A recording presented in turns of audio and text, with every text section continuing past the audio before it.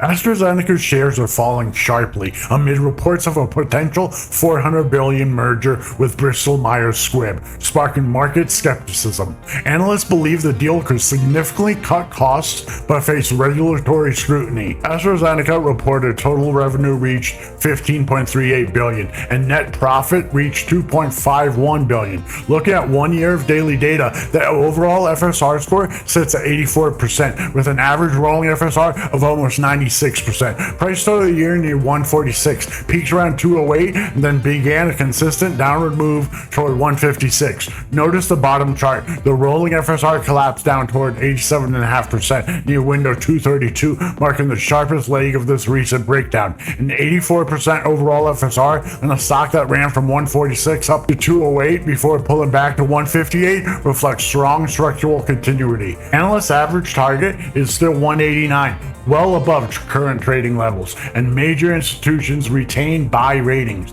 Bulls argue that oncology and biopharma demand will drive a rebound back toward 190. Bears point out to the rolling FSR breaking down to 87% as evidence that the structural downtrend isn't done yet. FSR audits any time series data, not just market structure. Access the full tool at predictability-api.com. Link is in the description. Thanks for stopping by, and catch you in the next one.